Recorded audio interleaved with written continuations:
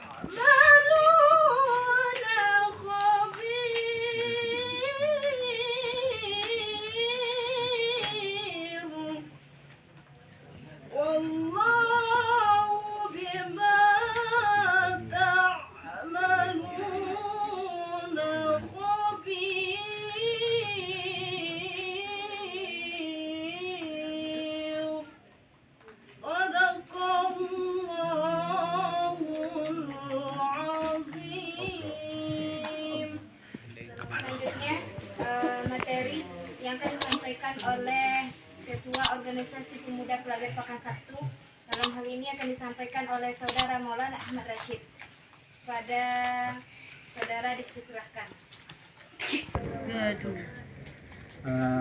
Alhamdulillahirabbil alamin, arrahmanirrahim, maliki yaumiddin, assalatu wassalamu ala asrofil anbiya wal mursalin. Asyhadu an la ilaha illallah wa asyhadu anna Muhammadar Rasulullah. Allahumma shalli wa sallim ala sayyidina wa habibina wa maulana Muhammad sallallahu alaihi wasallam. Puji dan syukur kita ucapkan kepada Allah Subhanahu wa taala. Alhamdulillah hingga detik ini semangat yang kita bangun dari awal masih terjaga sampai detik ini. Mudah-mudahan semangat, kekompakan, persatuan seluruh anggota pemuda dan pemudi organisasi Pemuda Pelajar Pekan Sabtu tetap terjaga dari generasi sekarang hingga regenerasi selanjutnya hendaknya. Amin ya rabbal alamin. Selanjutnya selawat dan salam juga kita kirimkan kepada baginda Rasulullah Muhammad sallallahu alaihi wasallam sebagai suri tauladan bagi kita sebagai rahmat bagi seluruh alam. Baiklah, yang terhormat Ibu dan Bapak selaku tuan rumah yang telah memfasilitasi kehadiran kami perdana melaksanakan wirid rutinan 1 kali 15 hari yang hari ini pertama dilaksanakan di rumah Saudara Devrian Ilham. Yang terhormat Wakil Ketua Umum Organisasi Pemuda Pelajar Pekan Sabtu beserta jajaran, yang terhormat Uni Opas Pekan Sabtu beserta jajaran, dan yang teristimewa seluruh anggota Organisasi Pemuda Pelajar Pekan Sabtu Hilir. Baik rekan-rekan sekalian, sebelumnya pemateri yang sudah dirancang oleh Saudara Devrian Ilham selaku Ketua Keagamaan OPAS itu Bapak Darli Masrul SHI. Sampai kemarin sore, bahkan tadi siang beliau masih menyatakan bahwasanya beliau siap untuk hadir. Tetapi sebagai manusia kita hanya bisa berencana. Setelah sholat maghrib tadi beliau kabari kalau anak beliau sakit atau mungkin demam panas sehingga tidak bisa ditinggalkan. Maka mohon maaf dari beliau kepada seluruh pemuda dan pemudi. Baik, adapun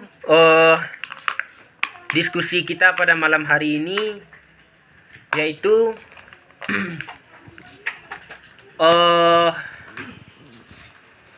tentang apa yang kawan-kawan inginkan? Salat. Apa resolusinya yang perlu kita bahas?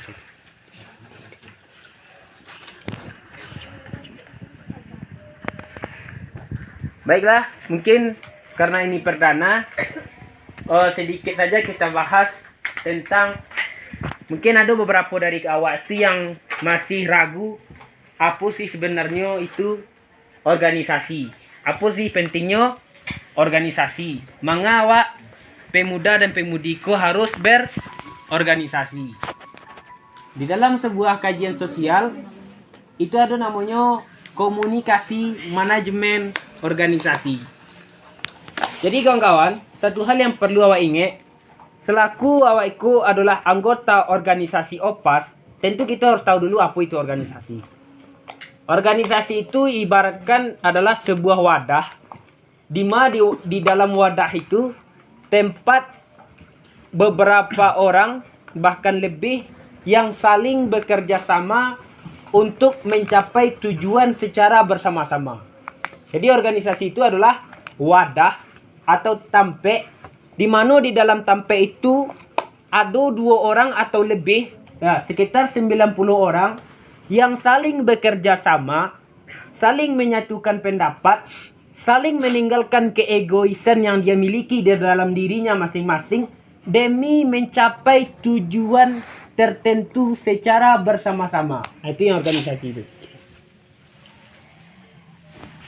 Maka di dalam organisasi itu ada yang namanya unsur-unsur organisasi. Organisasi itu ada organisasi internal dan ada hubungannya ke eksternal atau keluar organisasi. Di dalam internal itu ada beberapa orang yang punya pemikiran yang berbeda-beda, tetapi bapunya bisa menyatukan pemikirannya itu.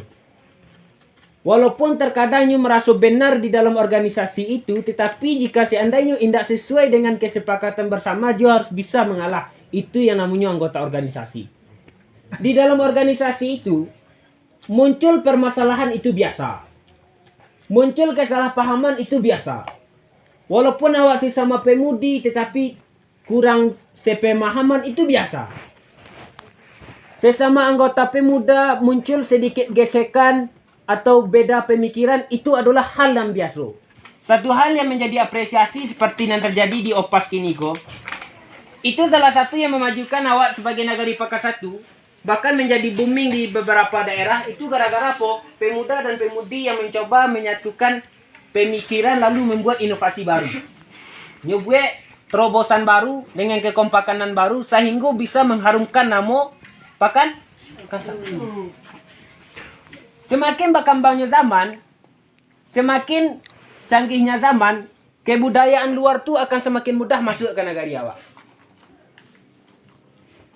Tetapi yang bisa mentangkis itu semua, yang bisa mensaring itu semuanya itu adalah pemuda dan pemudi yang ada di zaman itu tuh.